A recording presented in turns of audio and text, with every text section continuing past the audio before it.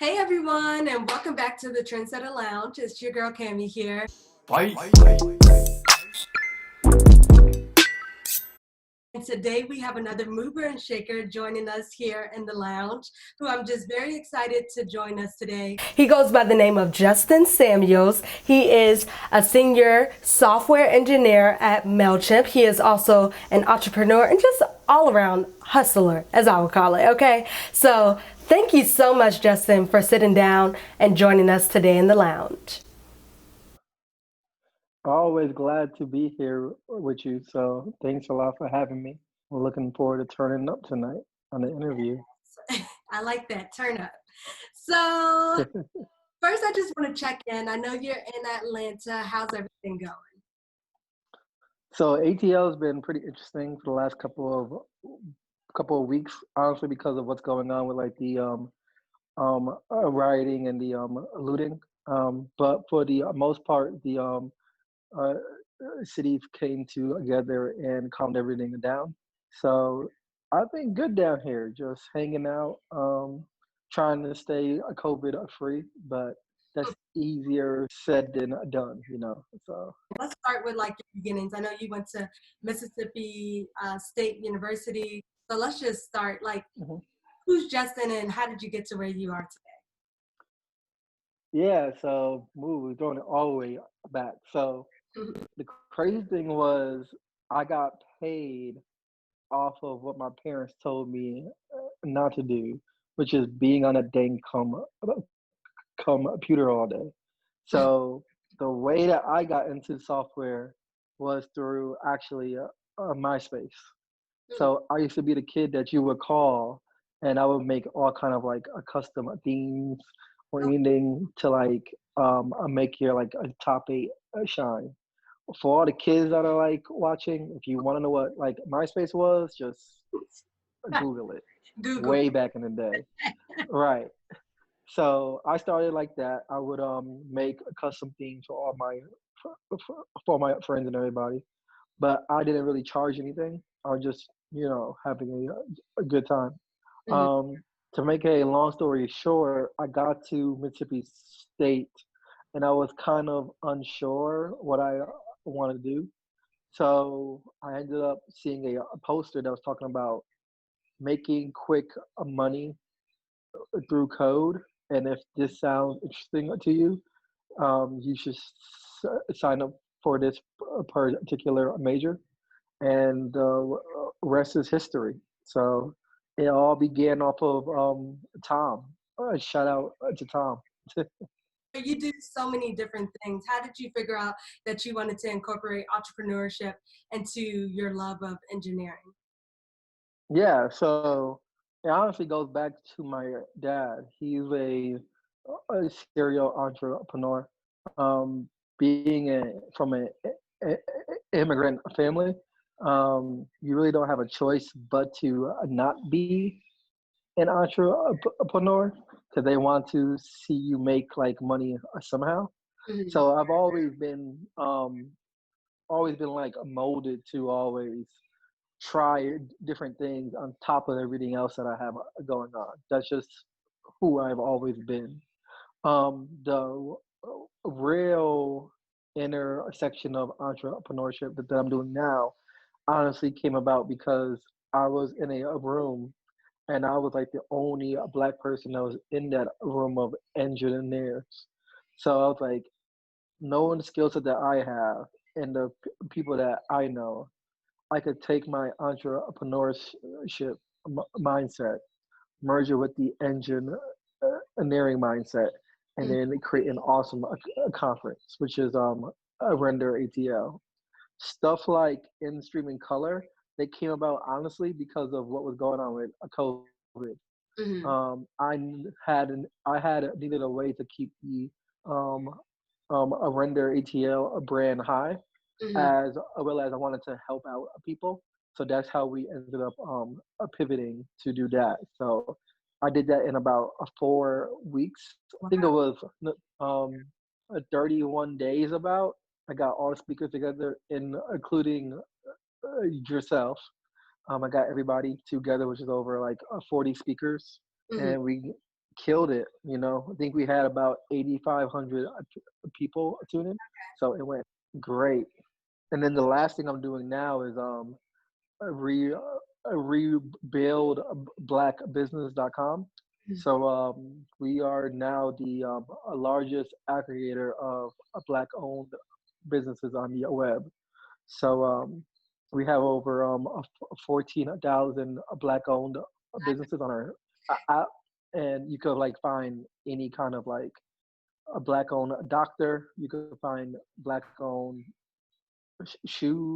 shops, restaurants, anything at all. So I did that to help find and support new businesses in your local area, as well as adding on a charity component. Let's say you want to go to the doctor, but you want to go to a black doctor because, as you know, black people have a higher mortality rate when it comes to medical care. And that's honestly because doctors don't really pay us any mind. So you go to rebuildblackbusiness.com, and you'll click on the businesses page. When you are there, you'll choose the category of health or anything else you're trying to find, such as like a food, and then you'll type in your zip code, or you'll type in the city name, and then once you do that and you hit enter, what will come back is a categorized list of every doctor that you have searched for within that um, zip code or that city name, and it'll give like their contact info. It'll give a website if they have that, and any other data points. What do you think the mission of millennials is during this time? That's a good question that you asked, because I just thought about that earlier today. Because I seen a group of high school seniors graduating, and I seen a whole bunch of us, and I started thinking like, dang, what are we really supposed to be doing? But then I watched the way that the high school seniors looked at us. It was more of a role model that they could actually relate to, is how they like eyed us. And that's when I kind of had like a light bulb moment where I said, I actually think our goal is to help create change by being great role models for the younger upcoming generation, which would Okay. be like a generation Z. You Mm. know, um, I feel like our age demographic couldn't really relate to like the Gen, is it Y or something like that? Gen Oh Z. no, the no, it's Gen X. Oh I yeah, think that came before. mm, Yeah, so like I feel like our generation couldn't relate to like Gen X. We couldn't damn for sure relate to like the baby boomers. But I feel like, when Gen Z looks at us, they're like, oh yeah, I actually understand y'all, mm, and thanks for like laying the foundation. Now we could like take that and actually like do what we gotta get done. mhm. So I think I think that is what our ultimate role is at this time, being a great role models, which I think we do a pretty good job at. Mhm.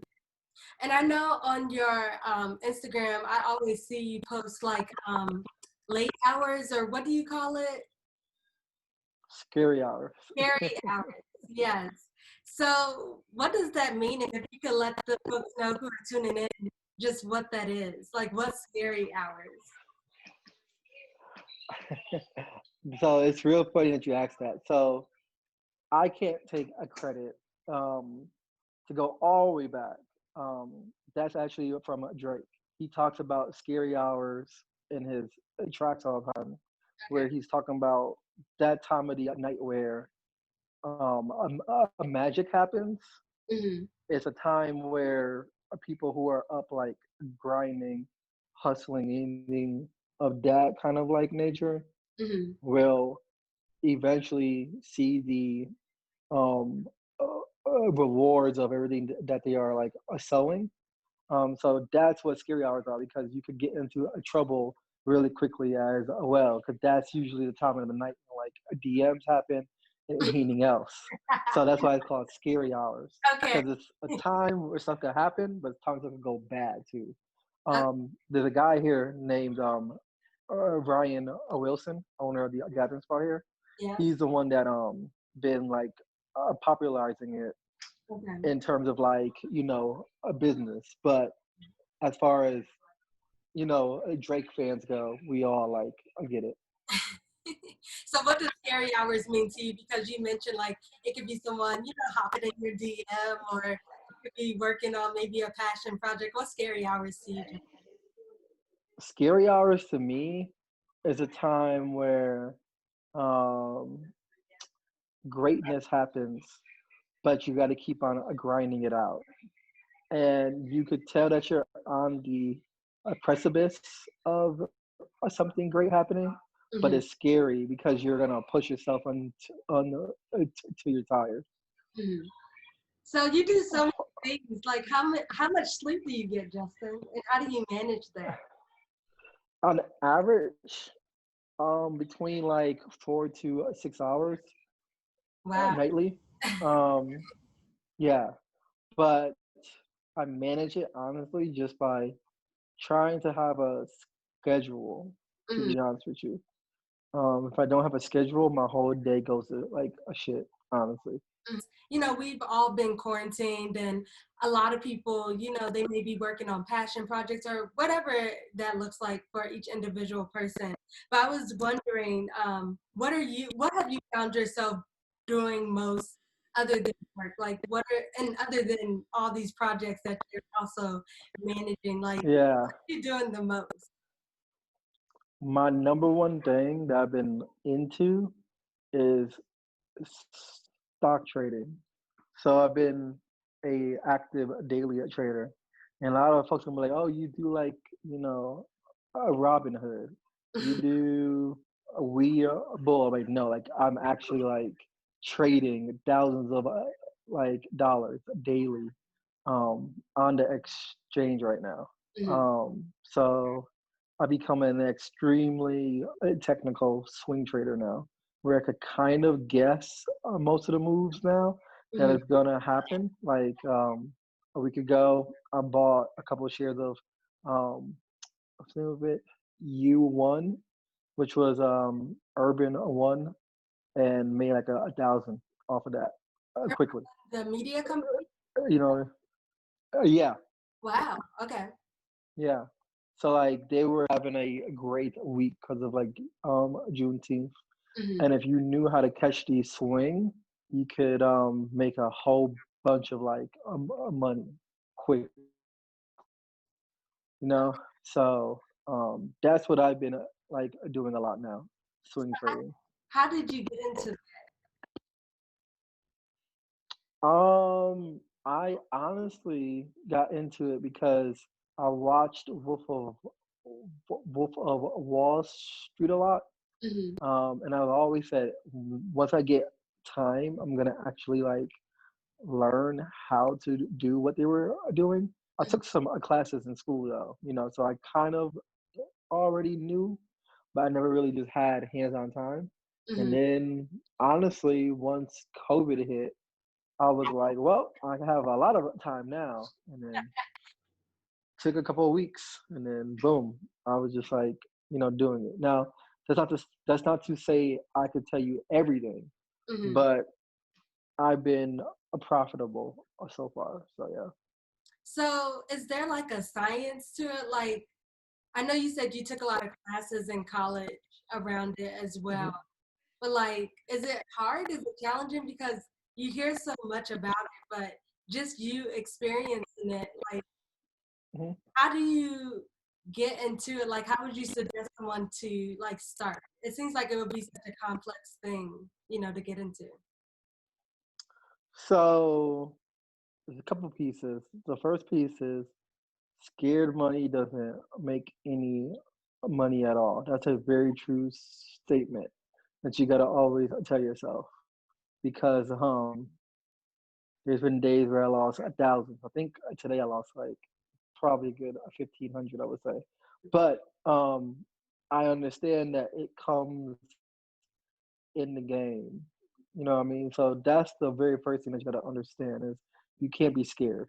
And then the second thing, honestly, just putting in the time.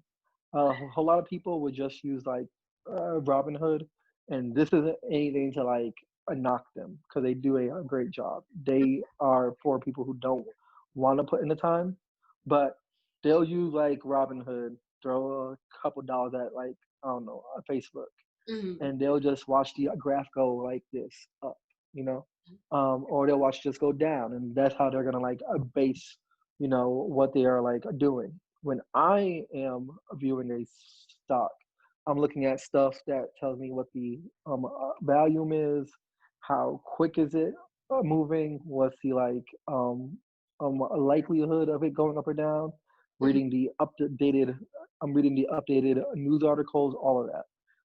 So that really does come back to time because I trade on average between, I would say, 4 to 5 a.m. and again from like 5 to like 6 p.m.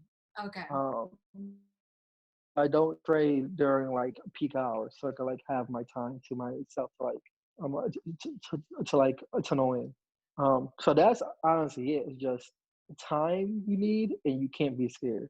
And if you have those two things down, then it's easy. I think that if you truly want to be in a great financial situation all the time, you need to diversify how you're bringing in the cash. It's the same thing that we do when we trading stocks. You don't put all your eggs in one basket. You're always thinking of ways to diversify, which means to like branch out beyond the current um, a category that you're in. Because if you don't, and you put all your eggs in one basket, what ends up happening is once you get, laid off, or you get like a furloughed, or you have, one bad day on the stock market, the next thing you know, you're just asked out. You know what I mean?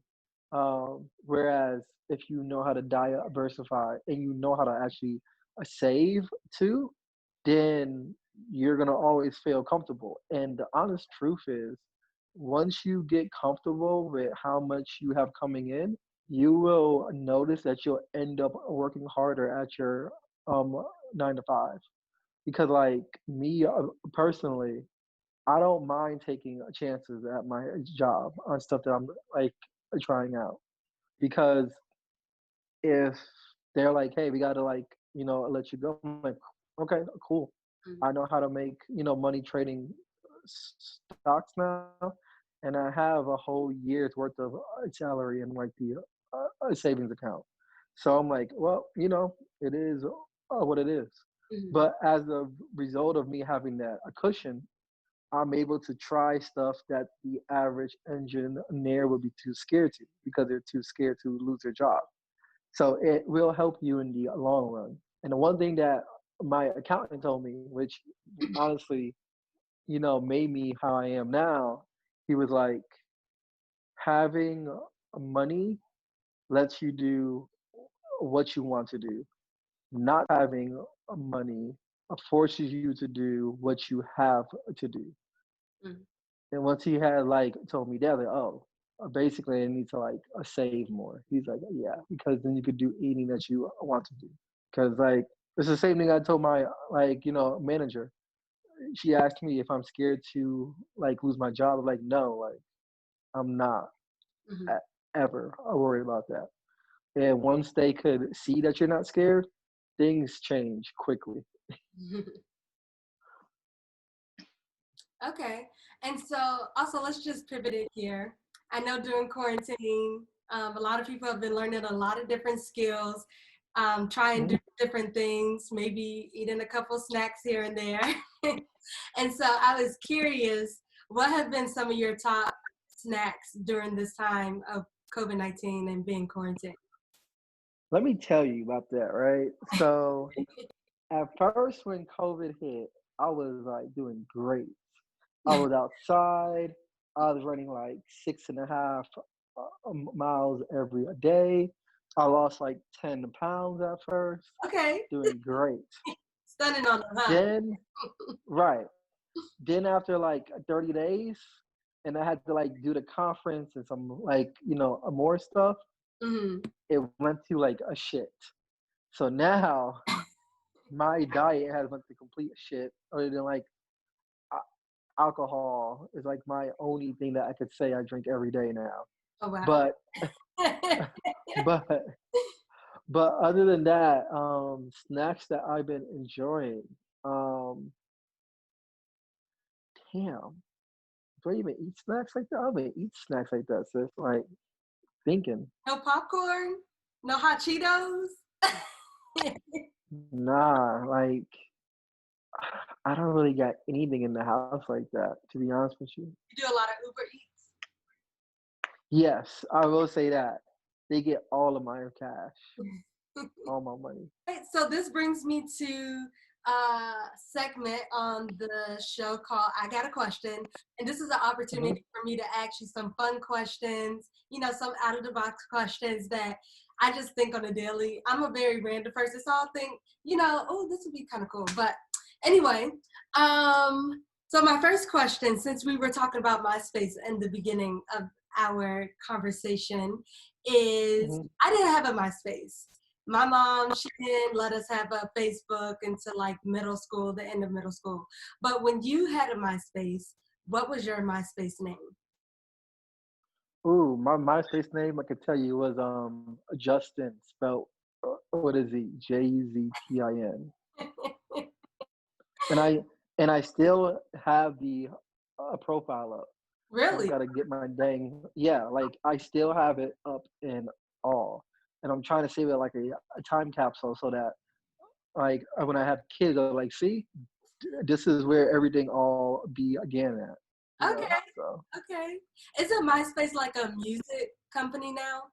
The a big yeah, yeah. But if you still could get into your old account, Mhm. you could still go to your old profile.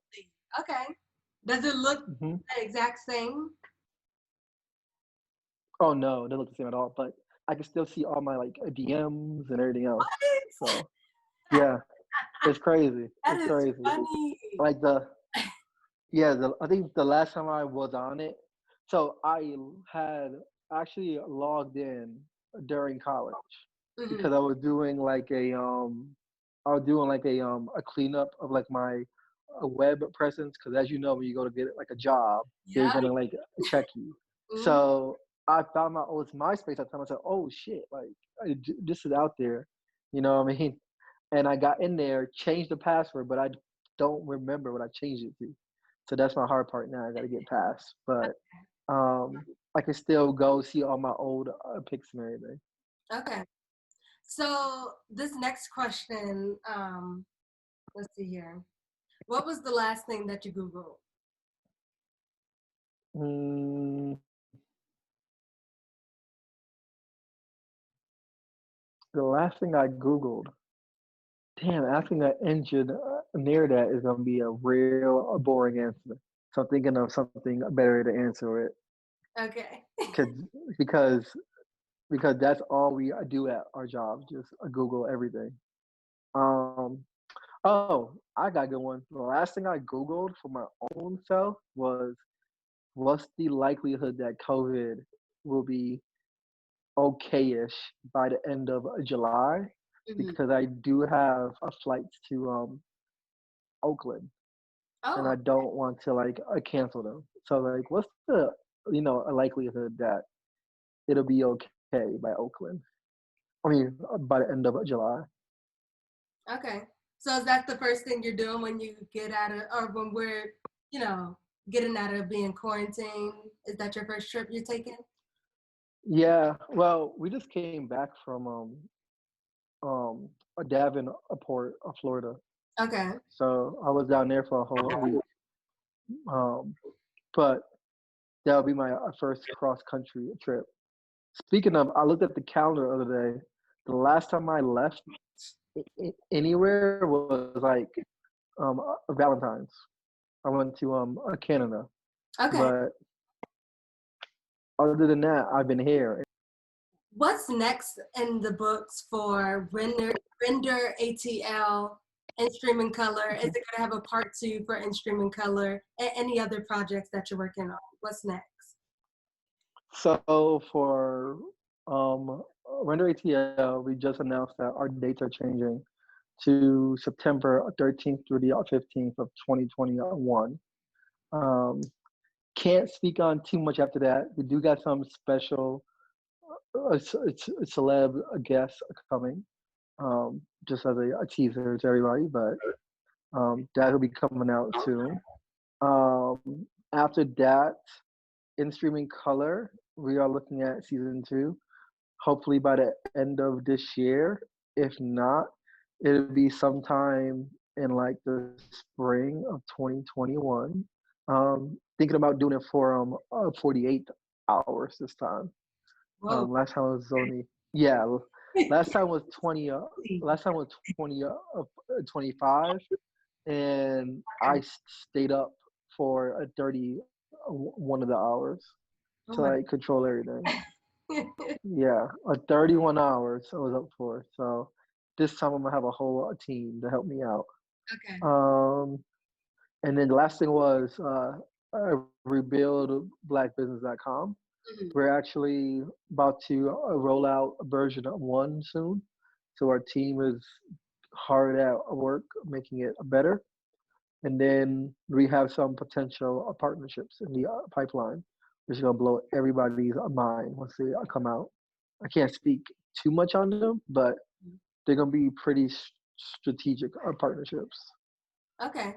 And just for the folks who are tuning in with us, where can they find, connect, and just stay up to date with all things that you're doing, Justin? Honestly, the best way is on my website. So if you go to Doug Debugger, THUGDEBUGGER.dev, you could see everything about me, like my media.